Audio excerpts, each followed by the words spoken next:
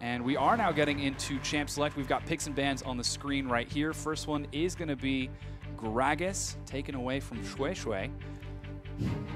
You're laughing. Did I say it right? I did say it right, right? Shui Shui. Shui Shui, yes. Okay, so here's the thing. Shui Shui has had very mixed results. Of course, the two kind of really brand new pieces coming into OMG's roster are going to be amazing. The support and Shui Shui, the jungler, of course, taking over for a rotating door of supports for OMG in the past, and Xiang moving from mid lane to support now into the top lane. Shui Shui has played a lot of Gragas so far to somewhat mixed results. So the thing about OMG is that they have an incredibly high percentage of taking first tower, and it used to be before, of course, they had their loss yesterday, that anytime they got the first tower, they had a 100% chance of winning the game. That has since changed, but it's still incredibly high. But their percentage of first blood and their timings of first blood is actually very delayed. So what that tells me is that their jungler isn't able to make it connect in the early game. And we'll have to keep an eye on Shui Shui to see if that is the case. The high impact early game Gragas no longer available, though Rek'Sai, Sejuani, those meta picks still very popular. We can see Looper looking at Rek'Sai for Kandi, decides to lock it in. A ban that I don't notice, and this was something we were talking about before, is Cassiopeia. Both Cool and Dade are undefeated on Cassiopeia this split so far. Yeah, but we're coming out pretty quick here. I wanted to touch a little bit about the Rek'Sai for Kandi's hands. He's a very aggressive jungler. Again, Kandi was handpicked by Dade for this team. He is a Chinese jungler, so not a Korean. On the other end, though. Yeah, we do have Maokai and Nautilus locked in for Shui Shui and Xiang. Kandi looking at Thresh for Love CD right now. Maokai and Nautilus, we've seen a lot of these guys lately. And this is really the response. Now, the reason why you're seeing Nautilus first rotation so quickly is because Alistar was banned, and it's almost like the Cassiopeia Azir. It's Alistar, and then the answer to that then is Nautilus, the two tanky frontline support. So with Alistar taken off the board, it makes sense that priority jungler is taken away, and then immediately you have priority or the next in line best support, which is going to be that Nautilus for his hard engages, tanky stats, and his overall lane pressure in a 2v2. Maokai, no surprises to see there. Xiang, of course, he was a big Syndra player. When he moved into the support position, he moved into a Morgana player. Maokai has been kind of his go-to champion because he's defined himself as a top laner, as a very role-style player. Interestingly enough, we've got Lee Sin being locked in for Shui Shui and Uzi getting Corki. Uzi and Corki. Yeah. Now, typically when you think about Uzi, you think about Caitlyn, you think about Vayne, hyperscaling champions. He's been pulling out a lot of Corki. He has some decent stats on it. The thing that I wanted to point to, though, is the denial of Sivir. So Master3 took Sivir in their second rotation from the blue side, and Sivir right now has an 81% pick ratio in China, and likewise an absurd win rate in China, and primarily because of Uzi. He's so devastating on that champion. Yeah, and that is taken away from him. Now we've got Master looking at their last picks for Gnar and Cassiopeia. It is going to be Dade on Cassiopeia in the mid lane. Looper going to be taking that very scary Gnar in the top. Last up is amazing, but looks like Master, they've got their team comp all figured out. And let's touch again on Dade. So Dade is a player in Korea known as one of the best mid laners to ever play the game. He had a very small and kind of refined champion pool, the Yasuo, the Twisted Fates, things like that. Really well known for playing the Flash Ghost on his mid lanes.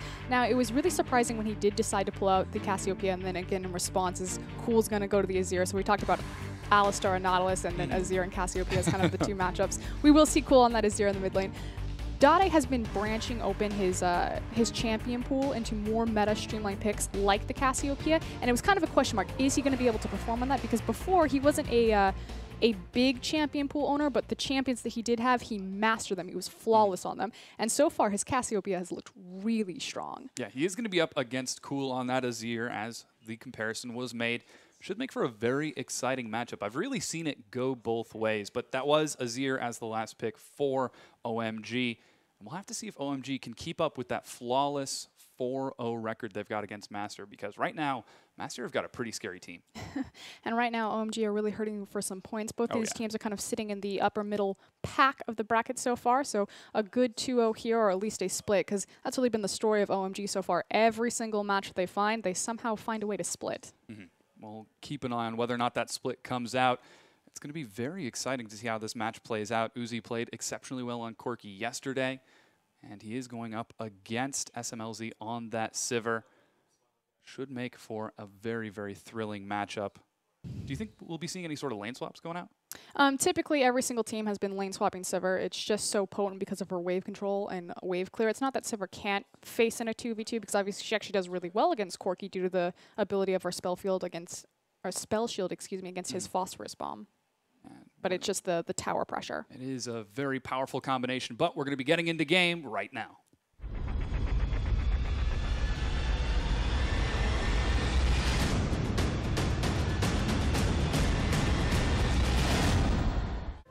All right, we have loaded onto the Rift. Thanks for tuning in, everyone. Again, it's Masters versus OMG. That's Oh My God Gaming.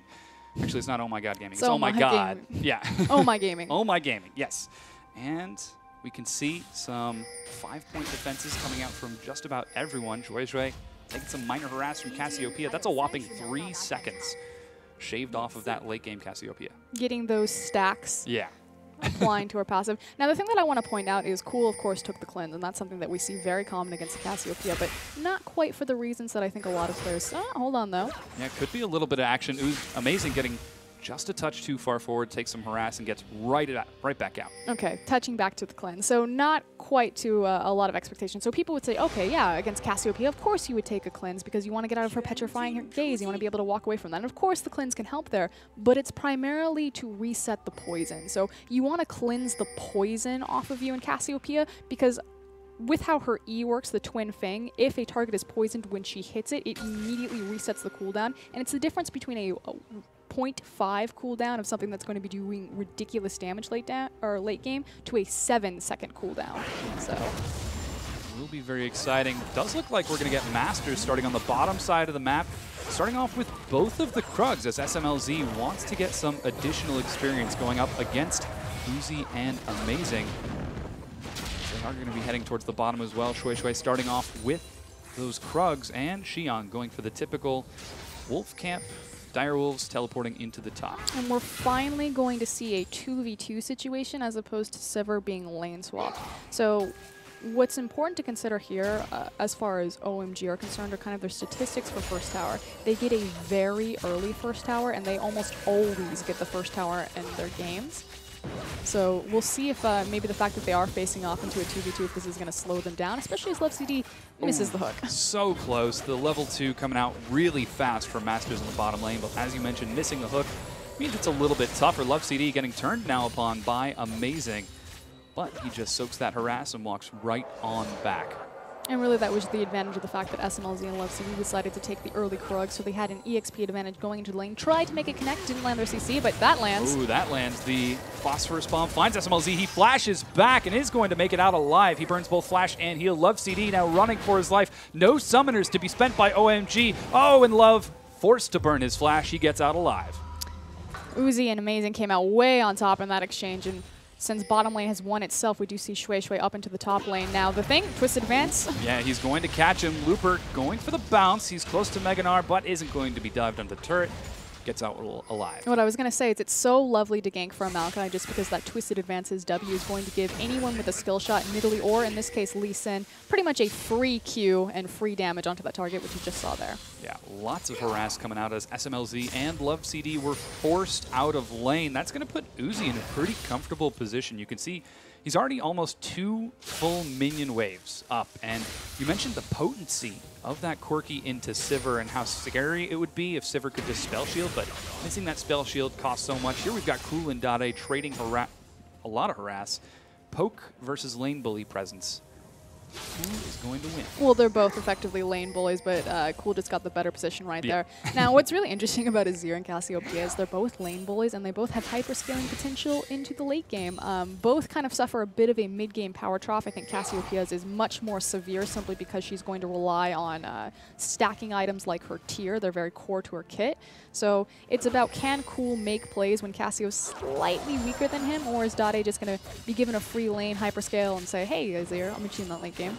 I'll be doing disgusting damage with my passive and stacking items. Yeah, it'll be interesting to see how that power trough works into that early tower stat you mentioned from OMG. They do like to take that very fast first turret, and if they can sort of transition through that early turret into several more and try to force themselves out of that early power trough nice and quick, then they can hit some pretty scary late game scaling. Amazing. Trying to go for some zoning. He's going to be taking a lot of damage here. If he can burn SMLZ's shield. Oh no, Kandi comes in from behind. It's suddenly a 3v3.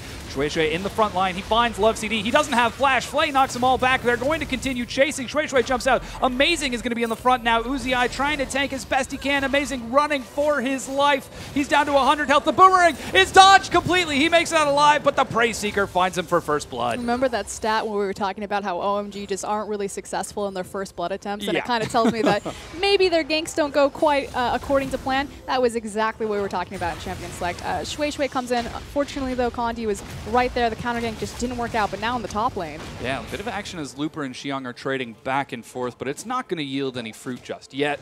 Xiang needs a bit more time to mature before he's going to start dropping some tasty soccer balls. Now, let's kind of talk about the fact... I see what you did there.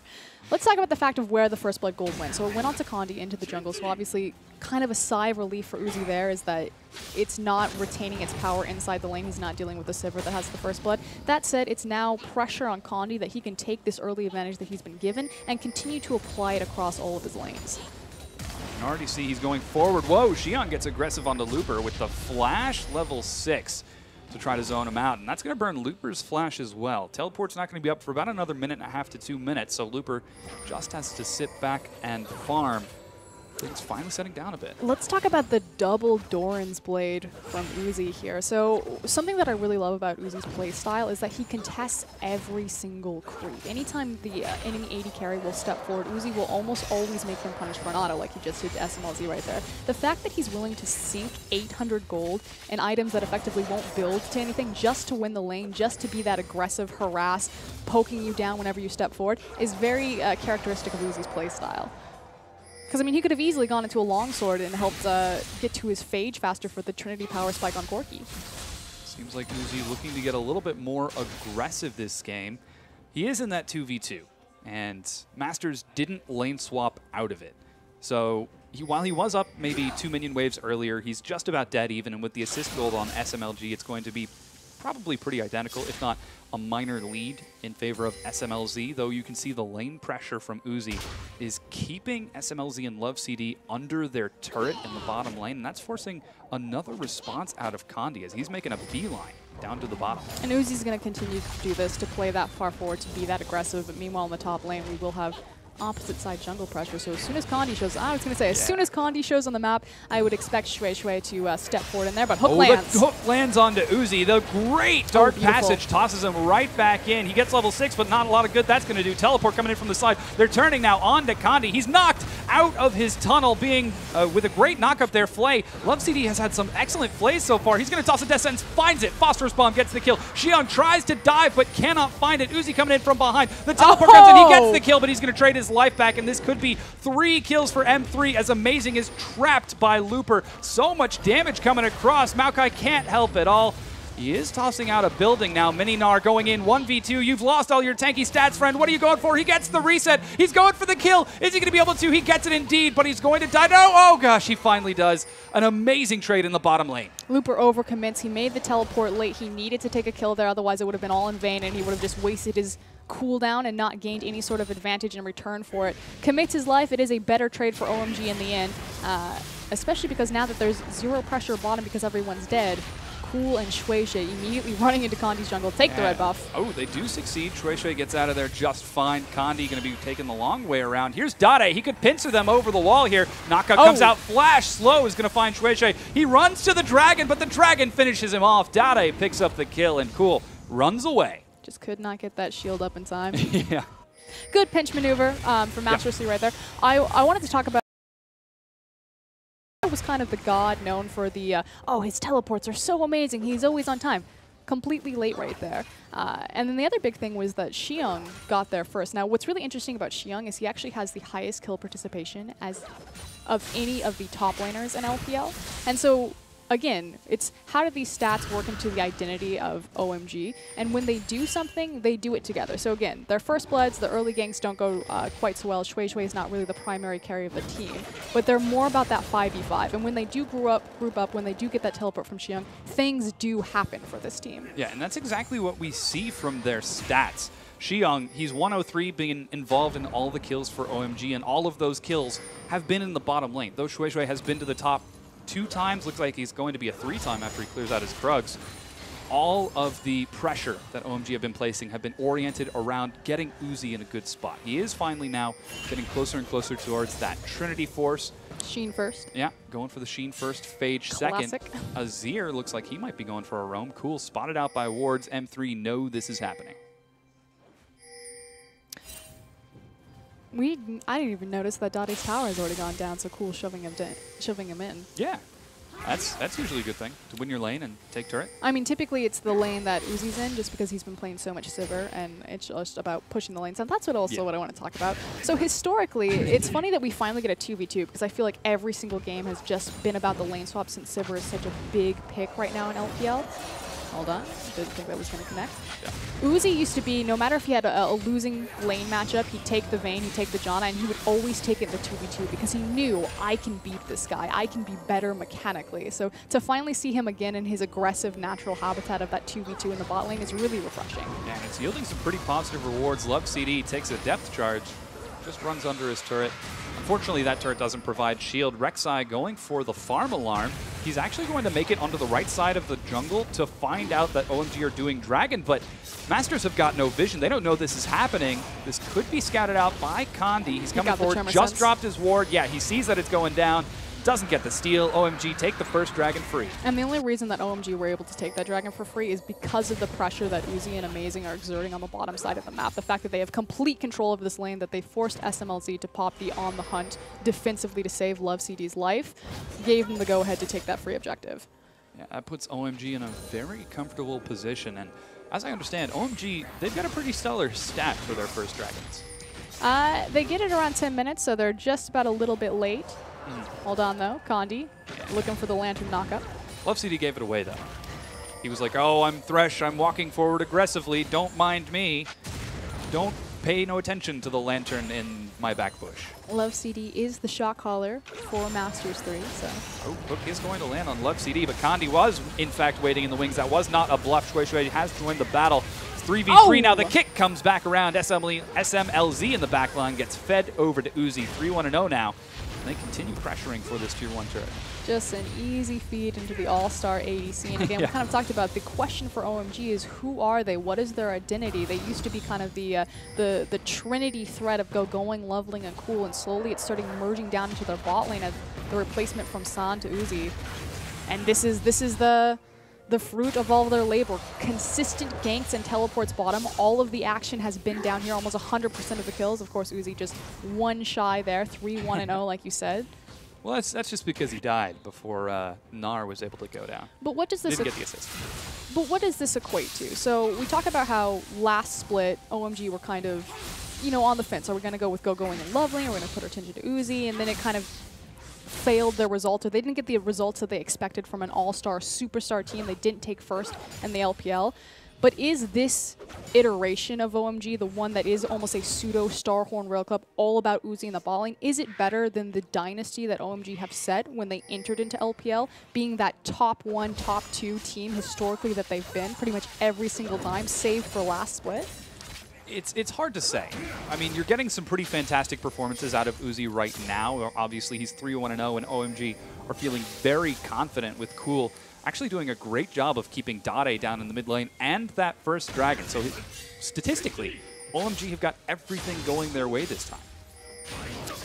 Other big itemizations, speaking of going away, the Trinity Force has been completed for Uzi. Ooh. Cool, getting a bit aggressive on the Dade. Thought he was going to go for the Azir sec. Didn't want to go for it. Here's Xiang from the backside. Righteous Glory Flash puts him under the turret. Xiang now running for his life. Lots of damage. Dade needs to pay attention. Azir doesn't follow up with the dash Azir sec. And lets him go. And this is what's so devastating about Azir. Kind of one of the few things in this matchup against Cassiopeia is just how much damage he can put out without being a threat of her ultimate. The fact that his Sand Soldier has such a long range and control that he can just consistently put Dade down, force him to vacate, and Dade can't even respond with the Petrifying Gaze. Yeah, Dade seeming to have a bit of trouble. We mentioned that this would be the big highlight, Dade versus Cool, and so far it seems to be going in Cool's favor. He's up 15 CS, he did take down that first turret, and now with Dade's flash gone, he's going to be pretty free to keep up the aggression.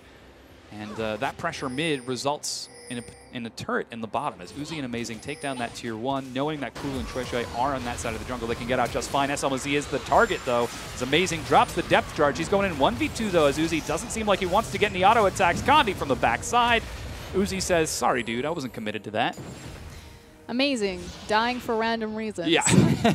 It's amazing. I wanted to talk, let's talk a little bit about Dade, though, because you kind of asked a big question, the fact that the lane fades didn't quite go his way, the fact that OMG have snowballed kind of a global lead, although as I say that, we do have some action happening top lane. Yeah, Looper is going to be caught by Shui coming from behind. Cool comes in from the last remaining direction. Out of three directions agree that Gnar is dead. Oh, Uzi getting a little bit aggressive here, but teleport from Xiong to help him out. Dark Passage is followed. Xiong is going a little bit too deep, deeper than expected, but he's actually doing just fine. Righteous Glory is enough while Uzi continues to hammer in from the backside. 1 kill goes down. Is it going to be 2? It is indeed, and Uzi gets out alive before flashing aggressively. 3 kills for OMG. Uzi is so good at just understanding the cooldowns and the fine line that he can tread between can I go in, how aggressive can I be? He immediately sidesteps the death sentence, then just goes ham into the fight, doing a 2v3. Wow. All on that sidestep to dodge the death sentence. Yeah, exceptional play from Uzi as he's coming up big. 4-1 in a Bilgewater Cutlass, soon to be Leap of the Ruined King shortly thereafter. And with that, it's 3 turrets missing from Masters. And they don't have that first dragon. They're down a lot of kills. And this is really expected of OMG. They've kind of transformed themselves into a very rotation-esque style game. And I wasn't sure if it was just, oh, it looks like we're going to actually have a replay. Yeah. So the important thing to watch here is just Uzi's positioning. Now he's going to step forward of this wall. LoveCD's going to throw the hook, sidesteps back to it, and then he immediately throws down all of his damage. He is going to go ahead and burn the Valkyrie as soon as Condi flash knocks up onto him. Then he's going to flash forward, finish off with a rocket and an auto attack. Yeah, we're getting right back into the action, though. Dade caught 1v3, the rotations from OMG. 4 members picking up the kill on the Dade. And with that, OMG continue to pressure forward as Uzi is looking so strong. The mid-tier 2 is going to fall, and Masters just aren't responding to this. Here's the late recall out of Looper and SMLZ. The hook as they go for the dive. LoveCD's the target. He is destroyed. They're even going to follow onto Condi. Insec is going to miss as Shui does just go for the flash kick and instead kicks him sideways, but that's 2 turrets and 2 kills. OMG with the incredible rotation. And this is what I wanted to talk about. Again, goes back to identity. Who are OMG? What type of team are they? In their last split, they started to kind of show this this idea that we'll quickly push down as many towers as possible. They were one of the first teams to really pick Sivir back up and just run with that. And it was, is this a byproduct of this is just how powerful Sivir is? The fact that she offers so much siege potential, wave clear potential, and the ability to rotate with her on the hunt, take down towers? Or is this just something that the team are naturally suited to and they pick up Sivir because they know that they're strong about this? The fact that they're continuing to be so rotation-oriented, so tower and structural-oriented with a Corki tells me that this is just their identity. And what's really interesting here is kind of the changing of hands of a shot caller. So Loveling and Go going with a primary and secondary shot callers for OMG in the past. And with their benching, it was kind of curious. Who is going to take the lead on OMG? What direction are they going to go as a team now? Uzi was the shot caller for Starhorn Royal Club, and we're starting to see a very similar style of play. Again, I called it the pseudo Starhorn Royal Club that OMG are transforming into. So I'm loving it. Yeah, it's working so fantastic. OMG now 5 kills, up a whopping 6,000 gold. Uzi, in fact, leading the charge. Not even afraid to take the boomerang there as he gets some minor harass from SMLZ. He's dead even in CS, but he has got so many kills and assists that it doesn't even matter. The pressure on the map from OMG is ever present, and Master just isn't responding to OMG's consistent pressure. They're not shutting Uzi down. They're letting Cool continue to roam and back up Uzi and Xiong.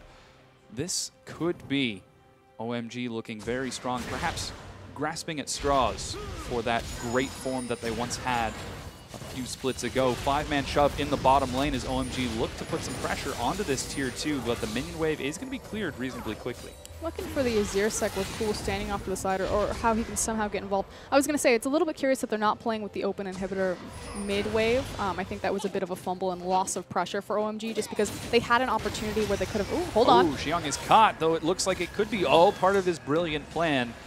nope, he decides that's not part of my plan. In fact, that was just a mistake. Okay, so this is where OMG slightly fumbled the ball as far as the rotations. They had an opportunity where Cool could have been in the mid lane, or someone could have been in the mid lane, applying pressure with that open inhib.